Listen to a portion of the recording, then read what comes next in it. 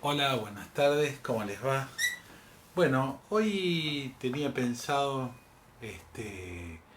grabar una charla, algunos principios sobre las sociedades anónimas y hacer un poco una comparación, sí, una comparación con las sociedades de responsabilidad limitada, dar algunas pautas generales de la sociedad anónima y en especial hablar de la asamblea.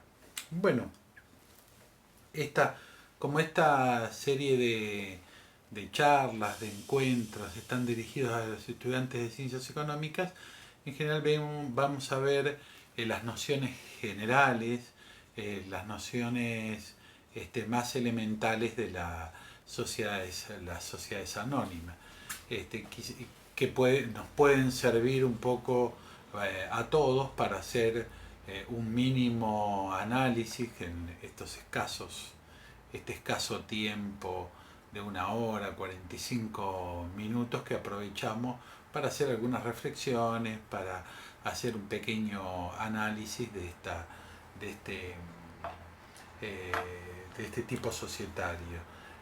Yo me voy a centrar hoy en la asamblea, pero me gustaría hacer un pequeño reconto. Quienes siguen nuestras clases sabrán que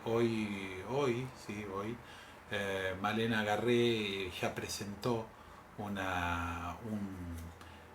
hizo la presentación inicial de la sociedad anónima. Pero bueno, a mí me gustaría hacer un pequeño repaso de eso, de esa primera parte donde la ley nos introduce a la caracterización de la sociedad anónima, al acto constitutivo, al capital, al aumento de capital y después nos introduce en uno de sus órganos fundamentales, que es el órgano de gobierno, como es la asamblea. Para los que no tengan un encuentro asiduo con la ley de sociedades, cuando ven anónima, tengan en consideración que la sociedad anónima está planteado como un tipo societario que pueden utilizar tanto las sociedades cotizantes en bolsa, que reciben dinero del público, como las sociedades cerradas. Yo digo, para que el encuentro con la ley sea un poco más amigable, entiendan que aquellos que están, yo diría que aquellos que se están aproximando por primera vez a este tipo societario, a la anónima, primero analicen las sociedades cerradas y una vez que entienden, comprenden el sistema de la sociedad cerrada, se introducen en las sociedades cotizantes. Eh, la sociedad anónima, por supuesto, cuando inicia el estudio, esto lo voy a ver muy rápidamente, pero ya lo vieron conmigo en sociedades de responsabilidad limitada, al igual que en la sociedad de responsabilidad limitada, la anónima no define qué es una sociedad anónima, sino que simplemente la caracteriza. Y su caracterización más importante es obviamente la del artículo 163, ¿no? El capital se representa por acciones y los socios limitan la responsabilidad a, las, a la integración de las acciones suscritas. Bueno, esto es fundamental. Primero, es la primera. Ustedes van a notar en la diferencia más notable con la sociedad de responsabilidad limitada es justamente el capital. Y cómo cada vez se aleja más cómo cada vez se aleja más ese manejo personalista que se da en las sociedades personales, como por ejemplo la colectiva, ¿no? O a una sociedad mixta como es la SRL, y ahora cada vez se aleja más, vamos a decir, quizás los terceros se acercan más en la responsabilidad al capital que a los propios integrantes de la sociedad. Y acá vamos a ver cómo todavía adquiere una mayor importancia el capital social. vamos a ver unas diferencias fundamentales, sustanciales con la sociedad de responsabilidad limitada. Pero una vez más me gustaría explicar porque creo que es el eje del sistema societario, la responsabilidad. Creo que es el eje del sistema societario el saber cómo responden los socios de cada uno de los tipos societarios. Por algo es que cuando empezamos a estudiar sociedad anónima, sociedad de responsabilidad limitada, sociedad colectiva, cuando abordamos cada uno de los tipos societarios, la ley lo que hace es caracterizarla, y su caracterización pasa por la responsabilidad de los socios. Y dice, los socios limitan su responsabilidad a la integración de las secciones suscritas. Bueno, ¿qué significa esto? Muchas veces cuando uno en la experiencia docente, ¿cuáles son las respuestas a esta pregunta? La respuesta más común a esta pregunta es que limita la responsabilidad al capital. Bueno, uno no podría decir que está mal esa respuesta, pero es una respuesta muy abarcativa, que significa que limita la responsabilidad del capital. Por ejemplo, si el capital aportado es de 1 millón, va a responder por ese millón, va a tener que poner ese millón. No es tan así. Y además no es lo que la ley dice. La ley dice que limita la responsabilidad de la integración de las acciones suscriptas. Hay dos etapas, y se ve claramente en la sociedad anónima cuando habla de contrato de suscripción. Pero, ¿cuáles son esas dos etapas, esos dos momentos entre el socio y la sociedad? El primer momento es la suscripción y el segundo es la integración. El primer momento es la suscripción, ¿qué significa? Y la ley nos dice que los socios deben suscribir totalmente el capital e integrar al menos un 25%. ¿Qué significa que debe suscribir totalmente el capital? Bueno, significa que tiene que firmar el contrato con la sociedad donde va a constar el compromiso de cuánto va a aportar. Y de ahí aporta el 25 y el 75, o aporta todo. Quiere decir que suscribir significa obligarse a, o sea, lo que me voy a obligar, ¿no? O sea, obligare, esa ligazón que existe entre el socio y la sociedad. Esto significa que una vez, si hay estos dos momentos, como en cualquier obligación, la firma del contrato y las obligaciones subyacentes, cuando cumplo mi obligación, cesa mi responsabilidad. En este caso pasa exactamente eso. Si yo suscribí 1 millón y integré 700.000, ¿cuándo va a cesar mi responsabilidad primaria para con la sociedad? Mi responsabilidad básica, cuando integre los 300.000 restantes, o sea, cuando integre el millón. Si yo integro el millón, cesa mi responsabilidad primaria para con la sociedad, bueno, sin perjuicio de que puedan existir otro tipo de responsabilidades, ¿no? Pero esta responsabilidad cesa absolutamente, cesa con la integración. Fíjense, esto voy a verlo lo más rápidamente posible, ¿no? Fíjense que previo a llegar a la asamblea, la sociedad anónima lo primero que nos hace es hablarnos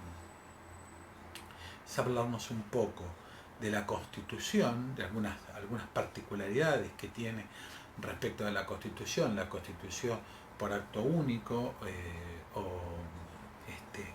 la suscripción por acto único, o por la suscripción pública, que en definitiva la más común es la del acto único.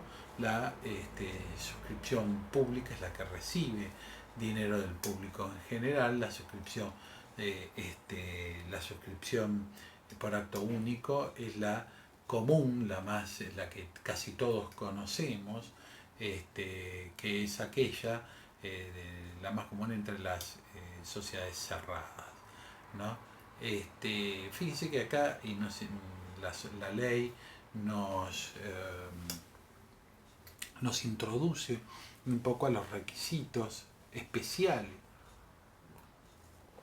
que tienen, además de lo del 11, que tiene para la Constitución. Estos requisitos están en el 166 y que por supuesto nos refleja la naturaleza misma del capital, la característica de la importancia que tiene el capital en este tipo de sociedades, cuando en su primer inciso dice capital social, la naturaleza, las clases, las modalidades de emisión y demás características de las acciones, y en su caso el régimen de aumento.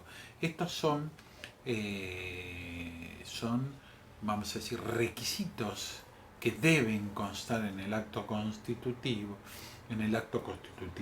¿no? Además de los requisitos del 11, como también la elección de directores, síndicos, pero yo me quería detener, no quiero robar demasiado tiempo a esta parte, que es un poco un repaso, pero me quería detener en esto del capital, para que empecemos a notar, cuando nos introducimos en este tipo societario, la importancia del capital. Fíjense que cuando hablamos de sociedad de responsabilidad limitada, no tiene la misma importancia el capital que en la anónima. Primero, no se representa por acciones, no se representa en títulos, no tiene estas características, esta característica de títulos nominativos al portador, endosables, no endosables, clases de acciones. Bueno, estas características están un poco ausentes en la sociedad de responsabilidad limitada. Cuando tiene un capítulo que se inicia en el artículo 186, la sociedad anónima, que habla del capital. Otra diferencia con la sociedad de responsabilidad limitada, que hay un capital mínimo exigido de 100.000. Esto, por supuesto, no significa que en la SRL la IGJ le vaya a aprobar cualquier contrato constitutivo de una sociedad de responsabilidad limitada por cualquier monto. Siempre tiene que estar naturalmente esta proporción entre el capital social y el objeto social. No nos olvidemos que el objeto social tiene línea directa con la actividad social, y la actividad social tiene línea directa con el interés social, y por lo tanto tiene una indudable relación con el capital social, que va a ser, el capital social va a ser esa inyección de dinero inicial necesaria para comenzar las actividades de una sociedad. Pero con esto, por supuesto, obviamente no debemos exagerar, porque no tengo que poner en la sociedad todo el dinero necesario para cumplir el objeto social, sino que en realidad lo que necesito es el dinero inicial necesario, mínimo, indispensable, para poner en marcha la actividad social, ¿no? Por eso la prudencia en la aprobación de estos tipos societarios es fundamental, ¿no? La prudencia por parte de los empresarios, la prudencia por parte del Estado. Pero sí es necesario un equilibrio, un indispensable equilibrio entre el capital social y el objeto social. Yendo al capital, o volviendo al capital, también nos aclara algo que creo que todos lo tenemos claro, pero es bueno recordarlo, que capital social y capital suscripto es lo mismo. También nos habla la ley en el artículo 186 de los, no sé llamarlo requisitos, el capital se emplearán indistintamente. El contrato de suscripción debe contener, o sea, aquellas cosas que el contrato de suscripción debe contener o debe contemplar las cuestiones indispensables, obviamente. Pero acá primero también nos deja un poco, nos deja, sí, un poco en claro, nos habla un poco de con más claridad, la suscripción. Esta etapa, este contrato que une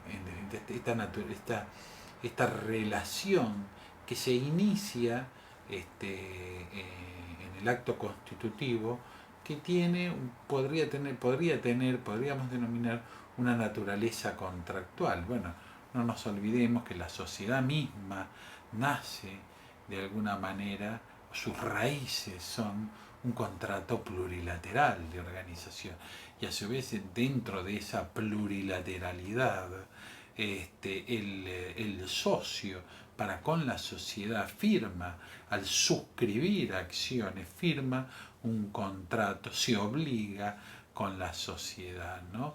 Esto es muy interesante porque fíjense cómo con esta se va amalgamando las relaciones sociedad, interés del socio, interés social, esta, y a su vez vamos entendiendo un poco, es importante que se entienda primero la responsabilidad primaria del socio, como si yo suscribo por 1.000.000, sigo con este ejemplo, y no integro el total, sino que integro, por ejemplo, 250.000, esa obligación de 750.000 subsiste.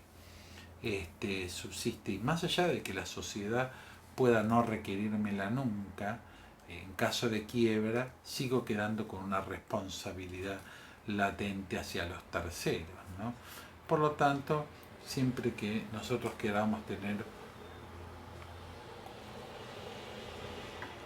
una tranquilidad respecto de la satisfacción de las obligaciones para con la sociedad, debería integrar totalmente el capital. Bueno, están acá también los requisitos del contrato de suscripción. Esto es interesante para quienes se inician en el estudio de las sociedades anónimas, leerlo con detenimiento, ¿no? Acá también vuelve a mencionar la cantidad en cuanto a las acciones. Obviamente los datos, en el primer inciso están los datos del accionista, la cantidad, valor, clase, característica de las acciones suscriptas, el precio de cada acción, ¿no? Bueno, y en los aportes de especie, bien las identificaciones y demás. Después en el artículo 188, que Malena lo habló, pero me gusta un poco refrescarlo, tenemos el aumento de capital. Un tema importantísimo dentro de las sociedades, especialmente dentro de las sociedades cerradas, porque no deja de ser un tema siempre conflictivo, porque es una modificación del estatuto, porque es una modificación de los derechos y obligaciones de los socios, porque podría afectar los derechos políticos y económicos del socio. Por lo tanto, siempre trae sus aristas, sus dificultades, el aumento de capital, porque va de la mano con otro derecho del socio, que es el derecho de receso, ¿no? En caso de disconformidad, en caso de que no es necesario que exista, pero hay cuestiones que deberían tenerse en cuenta, deberían preverse para,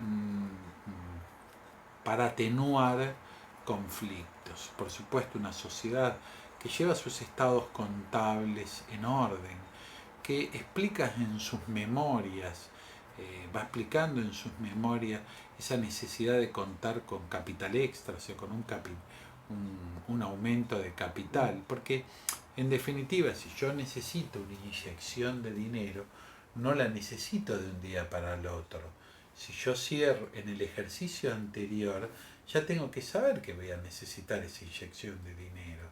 Y esto debería ser explicado eh, de manera clara por el directorio a la asamblea en las memorias.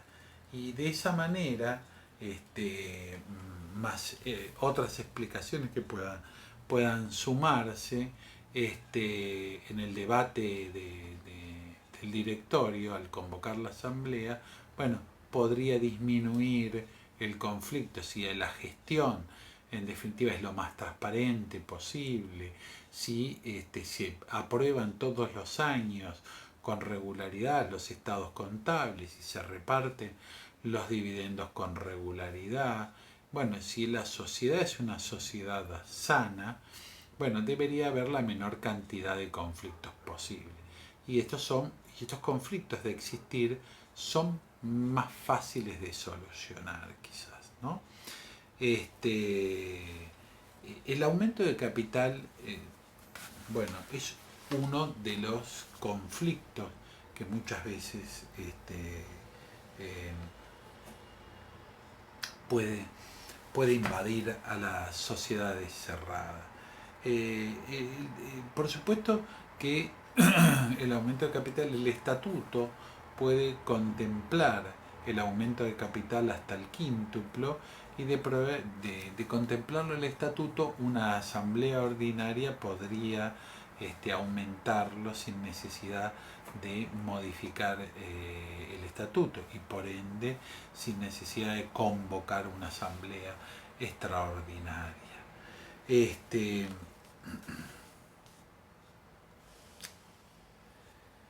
Bueno, nosotros sabemos que uno generalmente habla del aumento de capital como una manera de inyectar capital por parte de los socios hacia la sociedad. Está bien, hay otras maneras, sui generis. El mecanismo del aumento de capital es el 188 y subsiguiente, ¿no? Debemos convocar a la asamblea, convocar a la asamblea, aprobarlo por la asamblea, debemos respetar el derecho de preferencia, emitir acciones, y todo esto debe quedar claro, ahora lo vamos a ver, pero debe quedar suficientemente clarificado en la asamblea qué tipo de acciones voy a emitir, y solamente voy a delegar en el directorio algunos detalles. Pero todo tiene que estar solucionado, en definitiva, en la asamblea, todos los pasos cumplidos y con una prolijidad rigurosa para evitar estos conflictos. ¿Qué es en definitiva un aumento de capital? Bueno, un aumento de capital no es ni más ni menos que una inyección de capital que necesita la sociedad para su giro.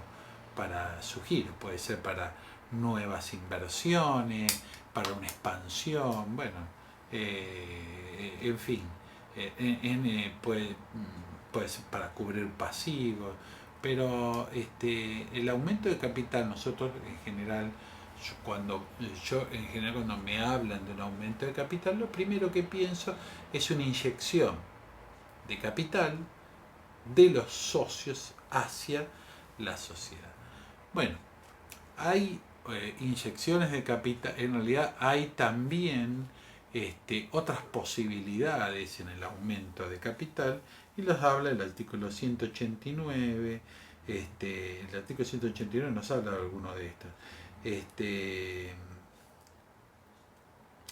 Cuando en realidad sí, capitalización de reserva y otras situaciones, esas otras situaciones pueden ser la capitalización de reservas libres, ¿no? La capitalización de dividendos, y la capitalización de pasivos, que de esta manera se incorporarían bueno, acreedores en calidad de accionistas. Bueno, estos son mecanismos interesantes para reorganizar, para capitalizar a la sociedad, no sé, por ejemplo, el otro día hablábamos de algunos casos con los alumnos de empresas constructoras. Bueno, las empresas constructoras por ahí sí ya tienen dividendos para repartir, pero la verdad es que puede que necesiten capitalizarse para obras futuras. Entonces, una de las posibilidades es de capitalizar dividendos.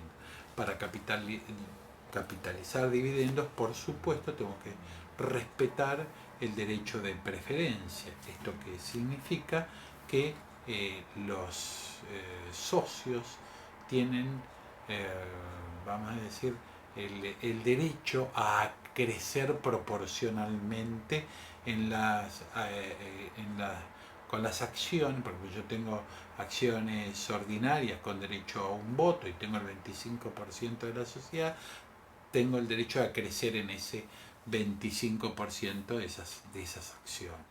Porque puede haber distinto tipo y clases de acciones y cada uno en ese distinto tipo y clase de acciones tiene derecho a crecer.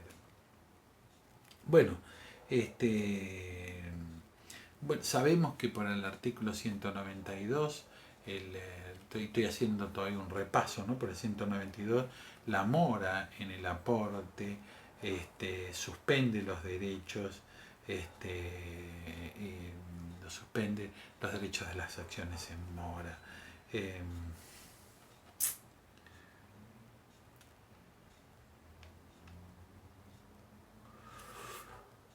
Eh, bueno, uno de los temas también muy importante para tener en cuenta en esta, que en realidad son temas, vamos a decir, simples de alguna manera de entender.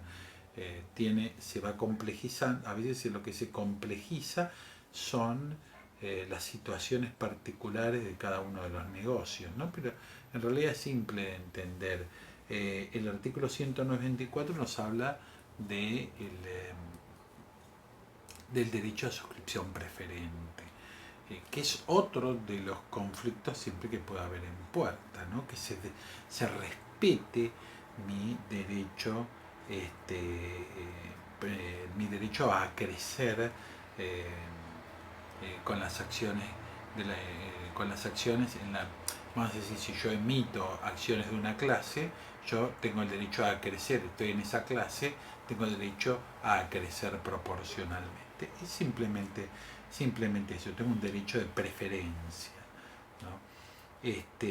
Las acciones, el 194 dice, las acciones ordinarias, sean de vota simple o plural, otorgan al titular el derecho preferente a la suscripción de nuevas acciones de la misma clase en la proporción que posea.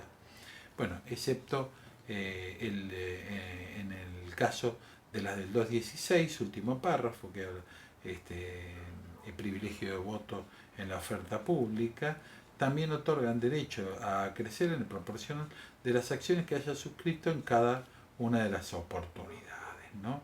Bueno, después la ley habla de plazos para el ejercicio. Siempre tenemos que tener en cuenta que hay plazos para el ejercicio de estas acciones y transcurrido el plazo caducan estos derechos, ¿no? Así que tenemos que estar muy atentos siempre a los plazos establecidos en la ley, porque si también tengo derechos pero no lo ejercí en tiempo, pierdo esos derechos. Este derecho de preferencia tenemos que tener en cuenta que no siempre los derechos siempre tienen limitaciones, no son derechos absolutos, ¿no? Y obviamente que el accionista perjudicado tiene derecho a ir a la justicia, pero también de manera muy excepcional la sociedad tiene derecho a suspender, no a negar, a suspender el derecho de preferencia en interés de la sociedad. Pero esto hay que tenerlo, hay que tomarlo con pinzas. Siempre tenemos que tener en cuenta que se protege el interés social, no el interés de grupo de socios, siempre el interés social. Esto está en el artículo 197 de la Ley de Sociedades. En realidad, fíjense una cosa, ¿no? La ley de sociedades nos coloca primero con una sociedad donde lo más importante, donde se desdibuja la figura del socio y se coloca bien al frente el capital, ¿no? Como algo determinante de responsabilidad, como lo más importante es el capital en la sociedad anónima. Después nos habla claro, de la capitalización, también después nos va a hablar de esta la reducción del capital, ¿no? Estaba buscando, sí, la reducción del capital por caso de pérdida o una reducción obligatoria, bueno, después lo vamos a ver, pero nos pone el aumento de capital, nos pone el capital como eje central, el aumento del capital, la reducción del capital, nos pone también los derechos de los accionistas frente a estas situaciones excepcionales. Y esto nos va dando una pauta de las características de la sociedad anónima, donde el socio queda más desdibujado y la sociedad más adelante, como que lo más importante es el capital social, ¿no? El capital social como eje central de la sociedad.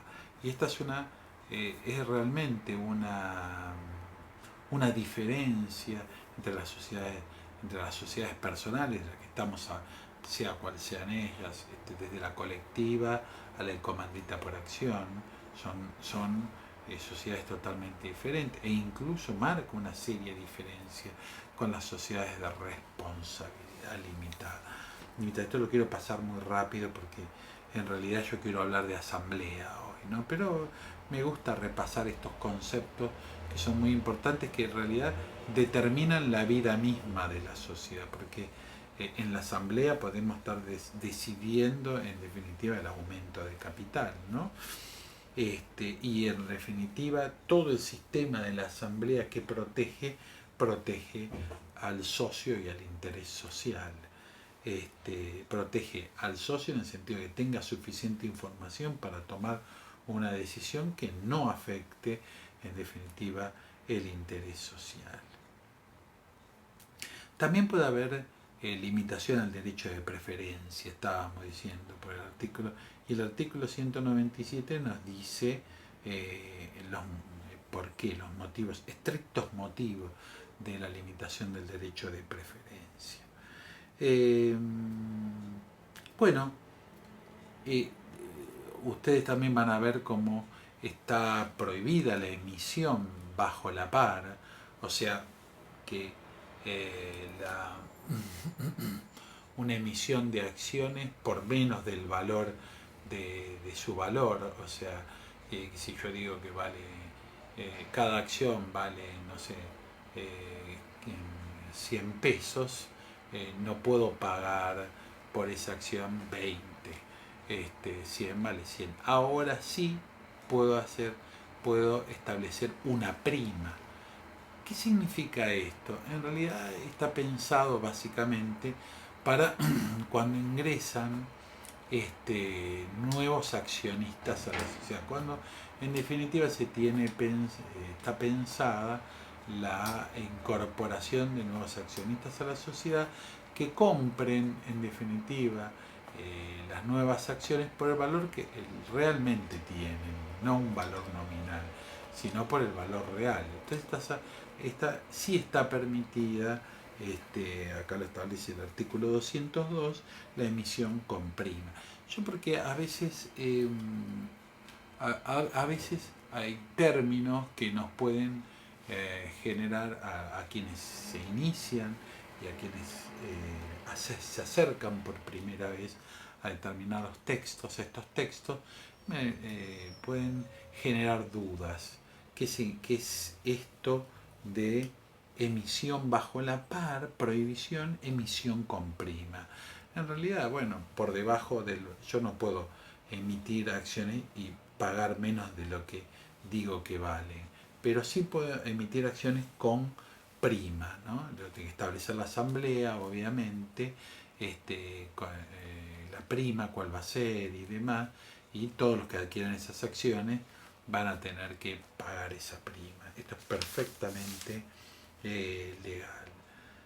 Bueno, hay una reducción también voluntaria de capital, que deberá ser resuelta por la Asamblea Extraordinaria con un informe fundado del síndico. Que acá tenemos también el caso de la reducción por pérdidas, y la reducción obligatoria, cuando las pérdidas insumen las reservas y el 50% del capital, tengo que sí o sí reducir el capital social. Y el artículo 220, a ver, creo que también, permítanme un minuto, 220, sí. Bueno, también puedo reducir cuando la sociedad puede adquirir acciones que emitió solo en las siguientes condiciones, les digo. Primero, para cancelarlas previo acuerdo o reducción de capital, cuando en definitiva pueda ser el retiro de algún socio y demás, excepcionalmente con ganancias realizadas y líquidas, reservas libres cuando estuvieran completamente integradas para evitar un daño grave que será un daño grave, lo que será justificado en la próxima asamblea ordinaria, y por integrar el haber de un establecimiento que se adquiere una sociedad que se incorpora, ¿no? Estos son los casos en que puede haber reducción también de capital, ¿no? Pero fíjense la importancia del capital en este tipo societario, ¿no? Como todavía estoy haciendo un repaso y seguimos viendo capital. Y después, tenga mano compañero, no terminamos, y después ingresamos en lo que son las acciones. Fíjese la diferencia, vuelvo a remarcarlo, cuando se aproximen, porque estas clases, si bien yo las grabo para alumnos de ciencias económicas, bueno, muchos tienen acceso a verlas, y en realidad quiero que les sirva también para todo aquel que quiere hacer una aproximación al derecho societario, ¿no? Entonces las pautas generales me gustaría comentarlas, charlarlas, porque no son tan complicadas. Después, bueno, tuviéramos que analizar fallos y demás, hay situaciones más complejas que otras. Fíjense que acá en este repaso entramos en los títulos. Las acciones siempre serán de igual valor expresado en moneda argentina. Perfecto. Puede prever distintas clases con derechos diferentes. Dentro de cada clase conferirán los mismos derechos toda disposición en contrario. 208. Los títulos pueden representar una o más acciones. Ya acá tenemos títulos valores, ¿no? Ya se pueden representar en títulos las acciones. Será el portador o nominativas. En este último caso, endosables o no. Fíjense que ya estamos hablando de títulos cuando hablamos de acciones.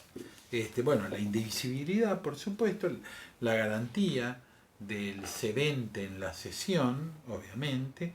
Bueno, formalidades, 211, las formalidades que deben tener estos títulos, esto es importante, la numeración, y no quiero dejar de hablar del libro, del libro del 213. Fíjese una cosa, los libros, cuando hablamos de libros, podemos hablar de los libros contables y de los libros societarios, y no son lo mismo, totalmente distinto, con finalidades totalmente distintas. El registro de accionistas es un libro, el de actas de asambleas es un libro es otro libro societario, ¿no? Registro de accionistas es un libro societario. Las actas de deliberación, de asamblea, de directorio e incluso de la sindicatura son libros diferentes, y estos libros tienen que tener las formalidades de los libros de comercio, ¿no? Y acá empezamos libro de registro de acciones. Se llevará el libro de registro de acciones con la formalidad de los libros de comercio, de libre consulta por acción, en que se asentará. Bueno, acciones, clase, estado de integración con indicación del nombre del suscriptor. Si son al portador, los números. Si son nominativas, las sucesivas transferencias con el detalle de fecha e individualización de los adquirentes. Ahí tenemos que ver si son al portador o son nominativas. Y los derechos reales que los graban. Fíjense que si uno quiere, si uno es acreedor de un accionista, no puede embargar a la sociedad, pero sí puede embargar las acciones, como así también pueden esas acciones ser objeto de derechos reales y las puedo subastar y demás las acciones. El 214, al igual que el 157 en las SRL, nos habla de un principio que es la libre transmisibilidad, que todavía cobra mayor fuerza en la anónima.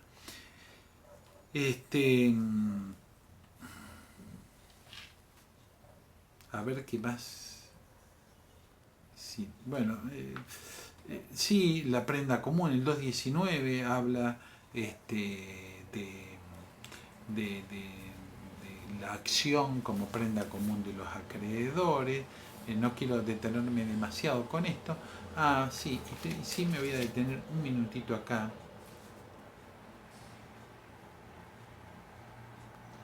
Me voy a detener, bueno, la distribución de dividendos. Por supuesto, los accionistas tienen derecho a dividendos, es uno de sus derechos esenciales. Recuerden que tienen derecho a información, derechos políticos y económicos. El derecho económico principal es el dividendo. Pero fíjense una cosa, ¿no?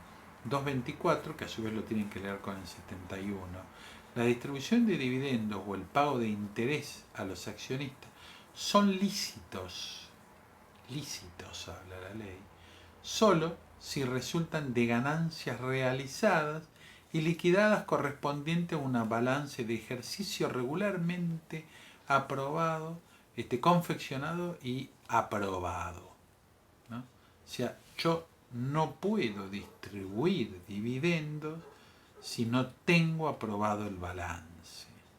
Principio fundamental. Está prohibido distribuir intereses o dividendos anticipados o provisionales, resultantes de balances especiales, excepto que la sociedad comprendida, bueno, el 299, que son las que tiene más de 50 millones. En todos estos casos, los directores, los miembros del Consejo de Vigilancia y síndicos son responsables ilimitada y solidariamente por tales pagos y distribuciones. Bueno, no quería tampoco avanzar hacia la asamblea sin antes tener, creo que, estos conceptos fundamentales bien asentados. El aumento de capital, debido a la importancia que tiene, el socio en desacuerdo tiene un derecho que es el derecho de receso. Y ahora lo vamos a ver. Bueno, en el artículo 233 arrancamos con asamblea. Las asambleas. La asamblea, como sabemos, es el órgano de gobierno de la sociedad. Nosotros tenemos que tener en cuenta que nuestra ley de sociedades adopta, hay algunos que no están de acuerdo con estos conceptos, pero adopta un criterio organicista, ¿no? Con órganos. Así tenemos el directorio y tenemos la asamblea. Hoy nos toca hablar de la asamblea. La asamblea es el órgano de deliberación natural, el órgano de gobierno, el órgano donde se manifiestan los socios. Ahora, tiene un sistema particular de convocatoria y deliberación que está orientado a preservar el interés social y el interés del socio. Especialmente el derecho de información del socio. Por eso existe un sistema de convocatoria, de publicidad, de orden del día, ¿no? Que hace todo un sistema creado para proteger al socio, o que el socio vaya debidamente informado a formar, valga, informado a formar la voluntad social. Un socio que no está bien informado crea una voluntad social viciada, y ahí tenemos la impugnación de la asamblea. Por eso es que es importante que se respete el estatuto y la ley. No nos olvidemos del estatuto. Nunca nos debemos olvidar del estatuto. Todo lo que la ley no prohíbe o no marca que debe ser hecho de determinada manera, lo tengo que ver en el estatuto, porque el estatuto nos puede marcar una diferencia, ¿no? Una diferencia fundamental. Cuando hablamos de asambleas, o sea, hablamos del órgano de gobierno de la sociedad, podemos estar hablando de asambleas ordinarias y asambleas extraordinarias. Sí, más allá de que está establecido que forma parte de la competencia de la asamblea ordinaria y que forma parte de la competencia de la asamblea extraordinaria, podemos decir que la asamblea ordinaria se tratan los hechos de gestión ordinaria, ¿no?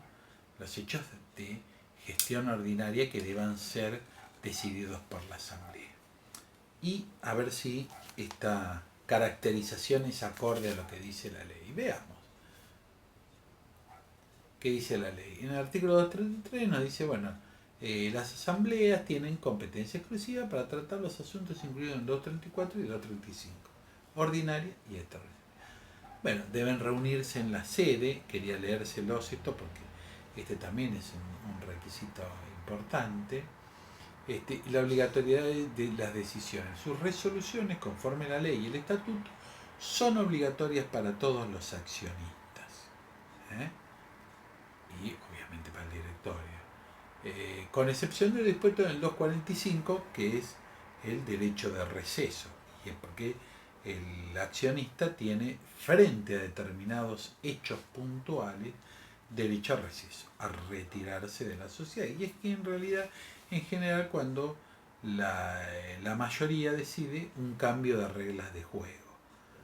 Ahora vamos a verla en el 245. ¿Cuáles son la competencia de la asamblea ordinaria? Bueno, primero, aprobar el balance general, los estados de resultados, distribución de ganancias, memoria, informe del síndico. O sea, toda la aprobación de los estados contables es de gestión ordinaria, trata la asamblea ordinaria. Segundo, la designación y remoción de los directores, síndicos, miembros del Consejo de Vigilancia y la fijación de la retribución. Que es un tema muy importante, especialmente para el directorio, sigue siendo una decisión ordinaria, de gestión ordinaria, y lo trata la asamblea ordinaria. El inciso tercero nos dice la responsabilidad de los directores y síndicos en miembros del Consejo de Vigilancia.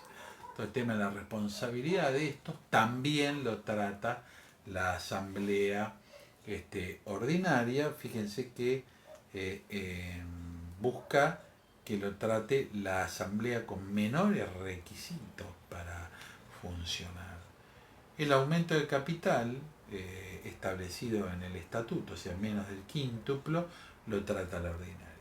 La asamblea extraordinaria, 235, tiene competencias sobre el aumento de capital más allá del quíntuplo, no puede estar establecida en el estatuto. La reducción e integro de capital, la reducción, fíjense estas cosas, las cuestiones vinculadas al capital, reducción, reintegro de capital, 203, ¿no? 203 y subsiguientes, 203, 204, 205, 220, lo trata la asamblea extraordinaria. rescate, reembolso, amortización de acciones, todo esto lo trata la extraordinaria. Ni hablar, la fusión, la transformación, todo lo que es reorganización societaria. Esto no es de gestión ordinaria, todo lo contrario, en realidad es una modificación de los estatutos. La limitación a suspensión del derecho de preferencia, este es fundamental, tiene que sí o sí tratarlo a la extraordinaria, y la emisión de debentures, y la conversión de acciones, la emisión de bonos. Todo esto porque son obligaciones muy importantes que afectan la vida de la sociedad. Bueno, como les dije, como la Asamblea es el órgano de gobierno que va a decidir, valga la redundancia, la vida misma de la sociedad, es donde se forma la voluntad social, es una faz volitiva interna de la sociedad, tiene una forma también de ser convocada, dada la naturaleza misma del capital, donde a veces se despersonifica, no es como las sociedades personales, donde todo es mucho más personal, perdónenme la redundancia, pero creo que la persona, el sujeto, el ser humano es fundamental en estas sociedades llamadas personales, y acá se va desdibujando, por lo tanto, y se pone en el centro el capital.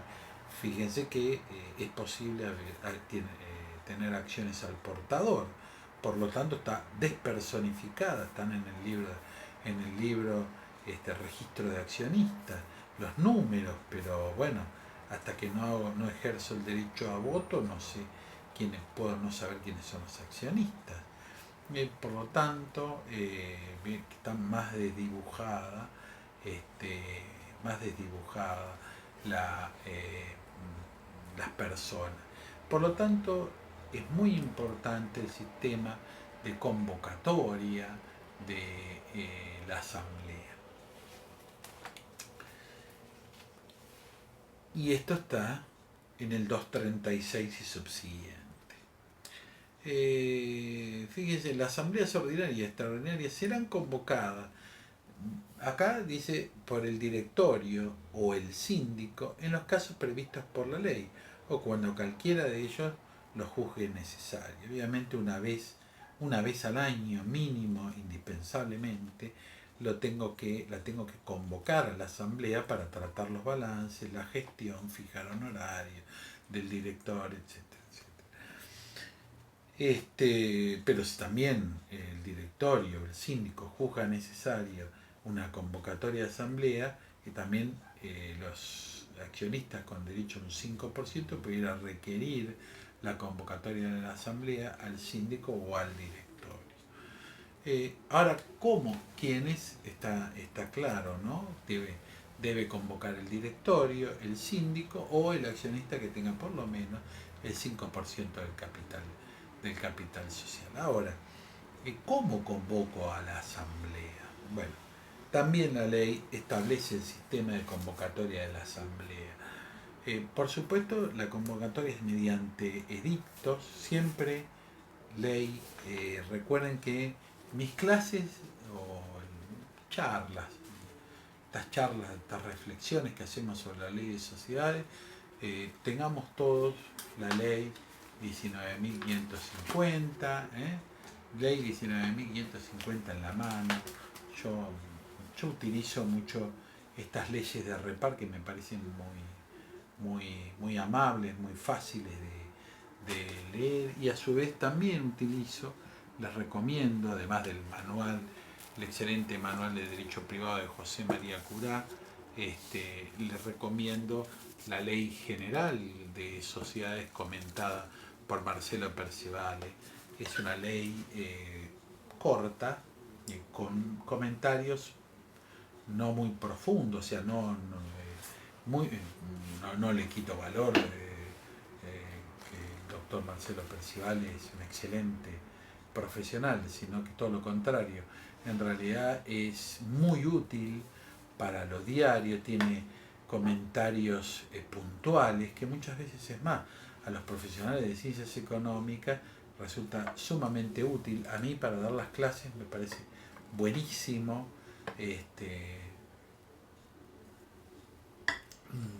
aclara en pocas palabras muchos conceptos, pero a veces los alumnos necesitan un paso, después de comprenderla, un paso más para profundizar, bueno, y ahí tienen el manual, ¿no? La ley comentada y el manual creo que son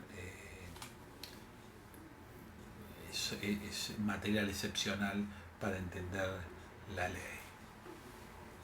Sigamos. Bueno, ¿en qué estábamos? Un poco me perdí. Bueno, estábamos, sí, en el sistema, perdón, en el sistema de convocatoria de la asamblea, ¿no? Bueno, la asamblea, por supuesto, es convocada, ya dijimos, ¿por quiénes? Por el normalmente la convoca el directorio, si no la convoca el directorio el síndico, si no lo convoca ni el directorio ni el síndico, una creo con el 5% puede requerir intrasocietariamente la convocatoria, y si no, puede ir tanto a la IGJ, al órgano de contralor, como al juez a pedir la convocatoria de la asamblea. ¿Esos quiénes?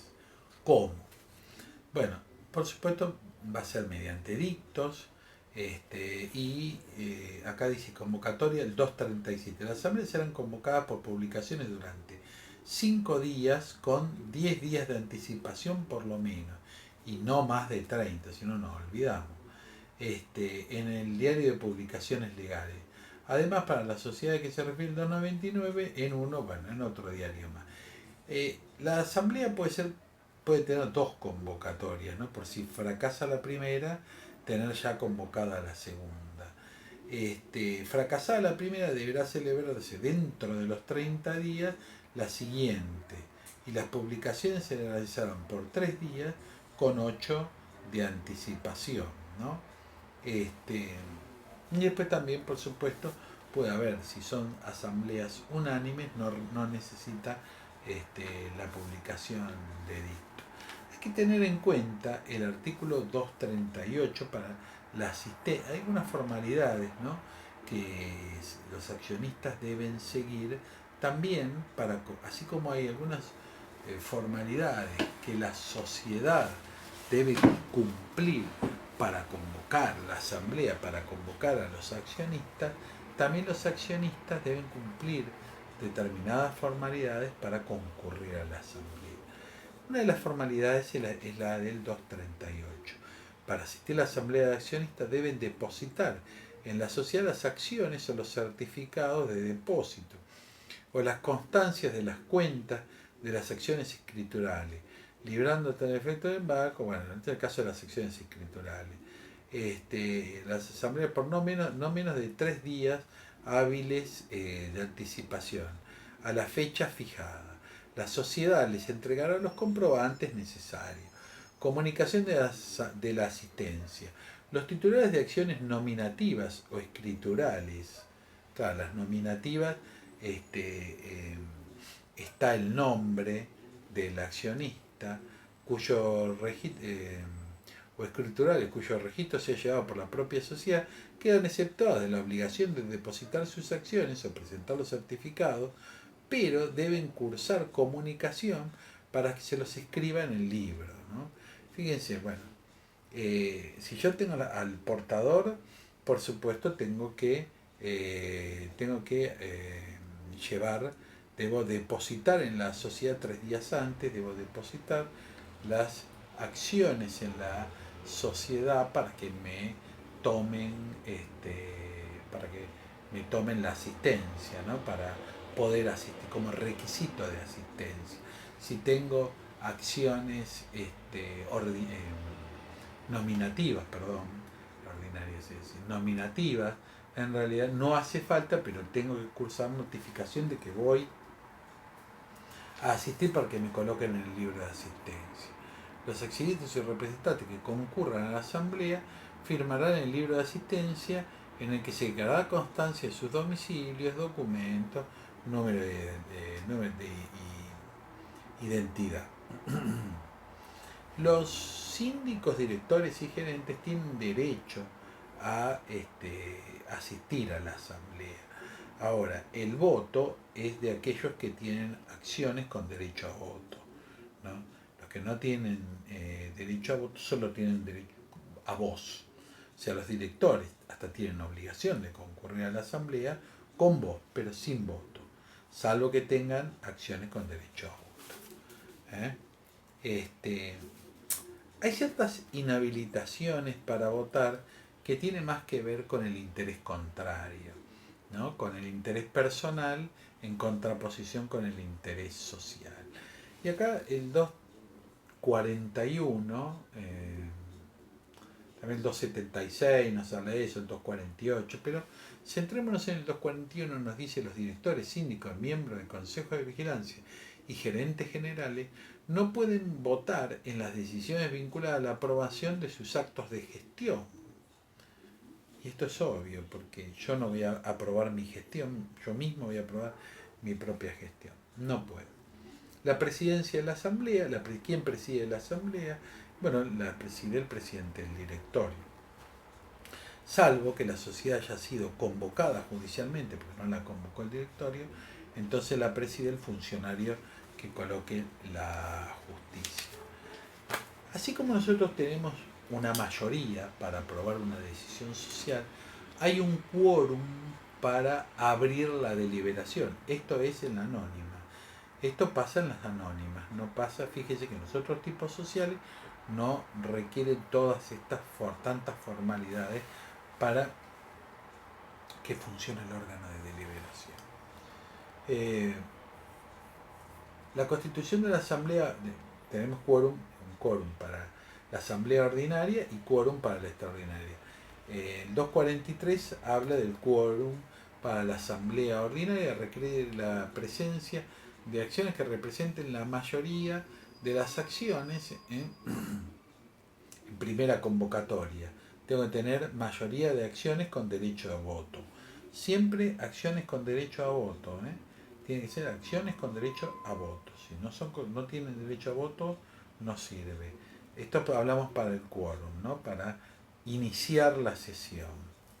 En primera convocatoria con simple mayoría, y en la segunda convocatoria, cualquiera sea el número, se abre. Esto para la ordinaria. La extraordinaria no. La extraordinaria necesita un 60 y un 30. En 60 en primera convocatoria, 30 en segunda convocatoria, siempre de acciones con derecho a voto.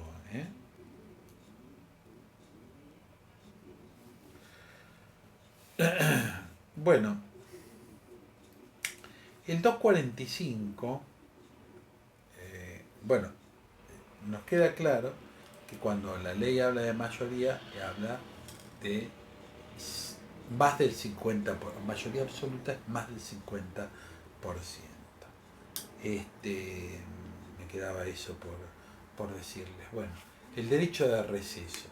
Los accionistas, el 245 nos dice que los accionistas disconformes con las modificaciones incluyen en un último párrafo el artículo anterior, bueno, que es cuando se tratara de la transformación, prórroga, reconducción, excepto en las sociedades que hacen oferta pública, claro, no es lo mismo las que hacen oferta pública de las que son cerradas.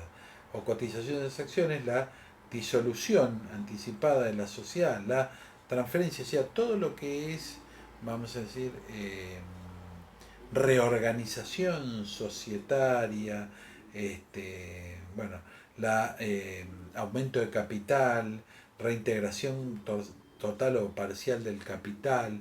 Hay toda una serie de circunstancias. En cuanto a segunda convocatoria, las resoluciones serán adoptadas por el voto favorable de la mayoría de las acciones con derecho a voto sin aplicarse pluralidad de votos, porque algunas tienen voto plural, pueden tener voto plural.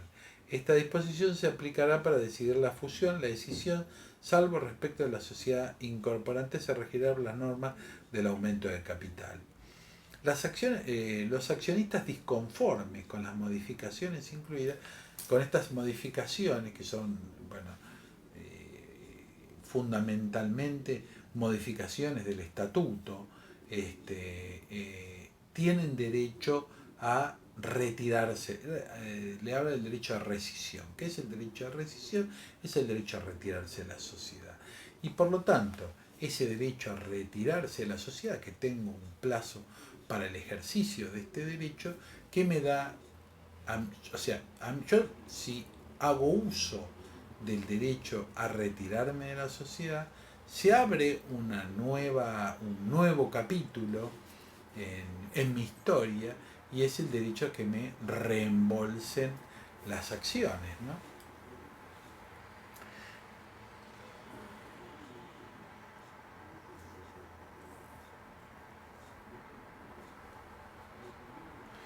Bueno, acá nos explica quién tiene derecho, sin perjuicio de lo dispuesto en el artículo 244, para la determinación de la mayoría de derecho de registro solo se podrá ser ejercido por los accionistas presentes que votaron en contra de la decisión, obviamente.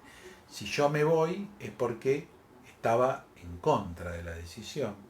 En contra de la decisión dentro del quinto día, y por los ausentes que acreditarán la calidad de accionista al tiempo de la asamblea, dentro de los 15 días de su clausura. En los supuestos que se refiere el párrafo anterior, el plazo se contará, bla, bla, bla, bueno, por dentro del plazo, la caducidad del derecho, la fijación del valor.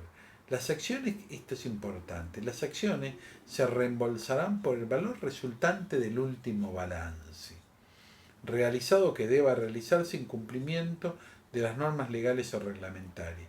Su importe deberá ser pagado dentro del año de la clausura de la asamblea que originó el receso, salvo en los casos de retiro voluntario, desistimiento o denegatorio de la oferta pública. El valor de la deuda se ajustará a la fecha del efectivo pago. Fíjense que, bueno, y esto generalmente trae múltiples conflictos, ¿no? Pero la fijación del valor de la acción. La fijación del valor de la acción se va a hacer de acuerdo a los últimos estados contables aprobados. O sea, no es un balance, no puede ser un balance especial, es el último balance aprobado. Por eso es que el aumento de capital o cualquiera de estas situaciones va acompañada de la aprobación de la gestión del directorio, de la aprobación del balance, y en anticipación a todos estos conflictos generalmente se da todo junto. Se impugnan los balances, se hace uso del derecho de receso, y se abre un capítulo muy importante, que es la fijación del valor de las acciones del accionista que se retira, ¿no? Bueno, este es un capítulo fundamental del aumento de capital y el conflicto con el minoritario que quiere el receso, o sea, de los disconformes que quieren el derecho de receso. En el artículo 246 se habla del orden del día. El orden del día es fundamental. Es fundamental ¿por qué? Porque nos fija la competencia de la asamblea. Nada puede decidirse que no esté dentro del orden del día. ¿Y qué nos dice la ley del orden del día? Es nula toda decisión sobre las materias extrañas incluidas en el orden del día, salvo, primero, que tuviese la totalidad del capital y la decisión se adopte por unanimidad de las acciones con derecho a voto. Unanimidad de las acciones con derecho a voto, presente todo el capital. Las excepciones que autoriza expresamente en este título, y la elección de encargados para suscribir el acta, que es un tema menor. Bueno, después habla del cuarto intermedio. El accionista puede existir un cuarto intermedio, ¿no? La asamblea puede pasar a cuarto intermedio por una vez a fin de continuar dentro de los 30 días subsiguientes, ¿no? Bueno, esto es un tema de funcionamiento menor. El accionista con interés contrario al social. El accionista o su representante que en una operación determinada tenga por cuenta propia o ajena un interés contrario a la sociedad, tiene la obligación de abstenerse a votar en los acuerdos en los acuerdos atinentes a ella. Bueno, esto siempre pasa que tengamos interés contrario, debemos abstenernos. Pero nos abre otra vez la idea del interés social y el interés del socio, el interés del director, el interés del administrador, los diversos intereses que confluyen en la sociedad.